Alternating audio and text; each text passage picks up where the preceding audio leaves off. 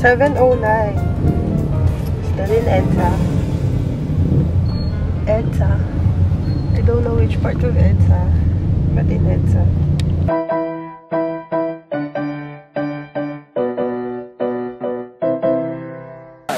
Hello and welcome to another episode of Under the Pinoy Sun.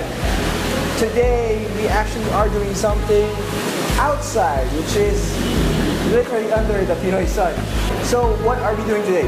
What we're doing today is actually comparing public transportation, private car, and human power, and to see what is the fastest way to get to one destination. As you know, Philippines, Manila is actually one of the most crowded cities in the world. 40 million people in a city of supposedly 10 million, where every day it's so traffic. So now we're gonna compare and see who can get to one location the fastest. It is 6:11 p.m. here in Makati, 121 Valero. Our destination is Paragon Plaza. And go! Go! Go here! Go! Kaya, di ba? Sabay tayo. Bye! Bye! Bye! Uber is 5 minutes away. It's 6:15. Okay. 6:15.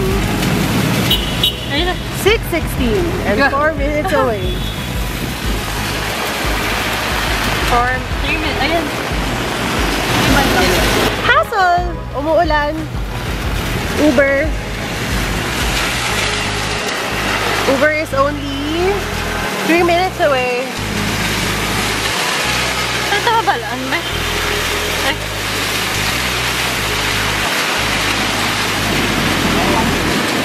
We're still waiting for Uber.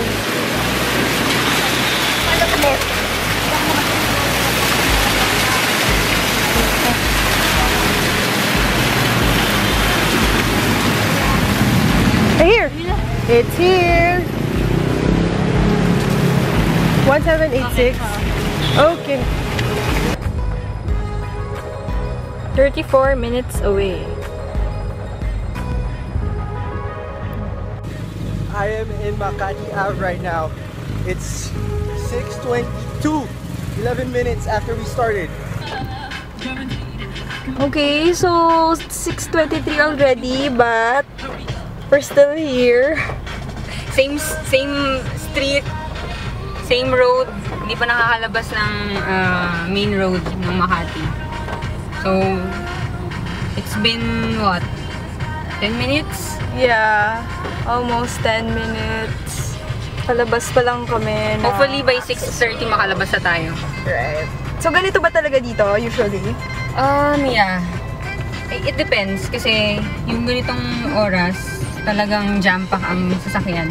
Pero usually ginagawa ko, umalis ako ng 8 o'clock, 7 o'clock ng gabi para smooth sailing na yung traffic.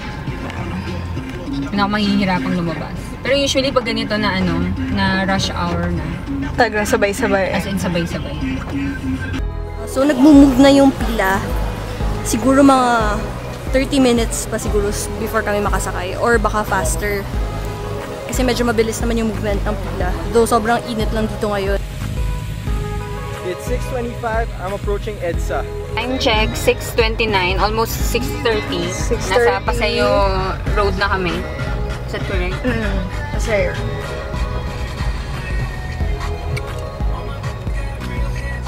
So after ng stoplight na to, nasa Buendia area na tayo. Buendia flyover going to EDSA. 6:30. I am already in EDSA.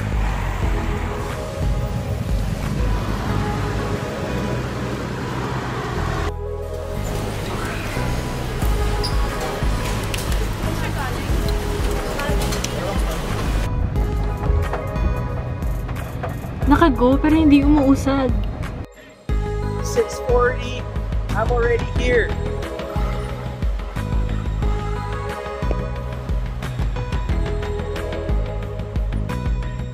It's been 30 minutes since I started.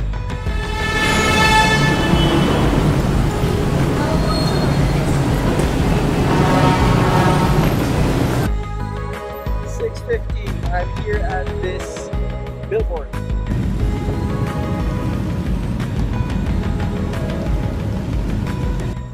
A sea of people. Akala namin sasakay na kami pero hindi pa pala. Sobrang dami pa ng tao dito. 6:53. I'm here. Yung mga bus, yung bus scheme na ginawa nila, yung bus A, B, C, nakatulong. Nakumpara mo ba? Walang difference. Walang difference. Hindi mo naramdaman. At first, mararamdaman mo kasi may mga nanghuhuli. Pero kung ano yan, after a week, a month, wala na. Even yung motorcycle lane, wala ka na makikita ng sumusunod. Like this one, nasa na yung lane on the other side, right? Pero nandito siya sa lane na iba. So walang nanguhuli. At first may nanguhuli, talaga sumusunod lahat. Pero ngayon, wala na sumusunod. Especially ngayon traffic. Init! Anong feeling mo? Init! Ilang hours na tayo since umalis? Mag-1 hour na, no? 6:11 tayo umalis. My gosh, so The starting point. Okay, so about 50 minutes na. Ano oras na ba? Mag-7 na. Okay. Street. Na-witness ko. Break up through coffee. Pero lilihis ako.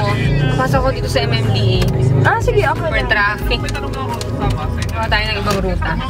Okay, so here's our meeting point. Sa 7-Eleven. Beside, Beside Paragon Plaza. We'll see kung meron na bang dumating sa mga kasama namin. 7 o'clock at 7-Eleven Paragon Plaza. I'm done.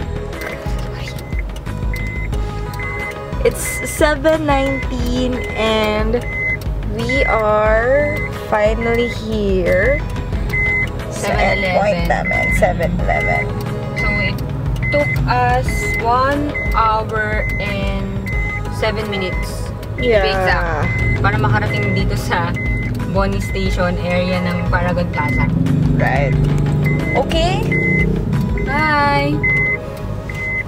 We're the second one to arrive via car. So, sayang. Sana first, pero second lang.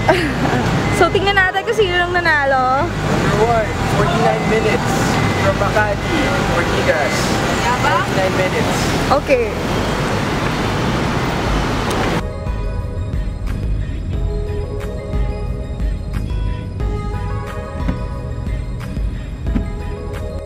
So, nakalabas na kami at last.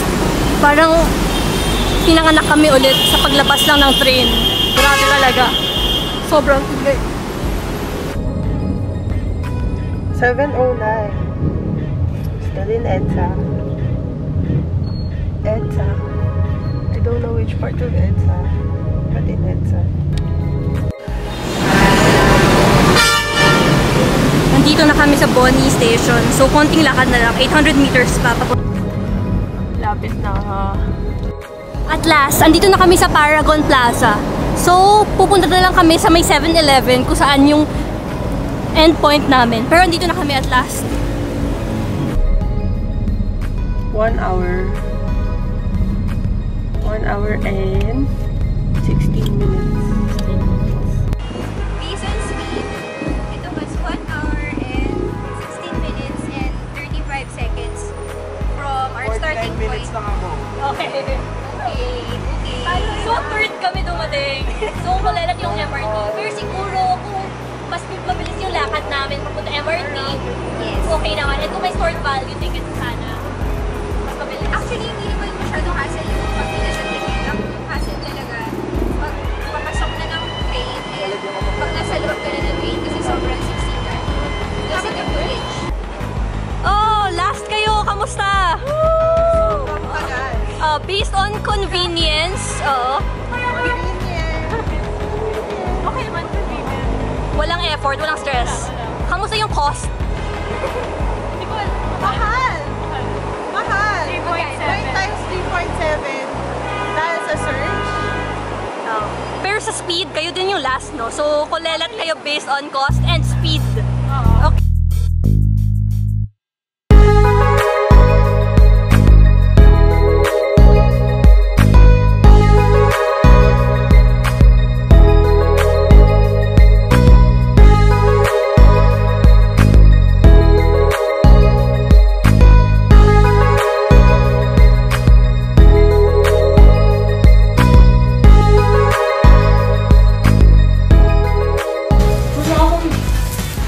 Baka puro banyo. Under the Pinoy Sun. Welcome to another episode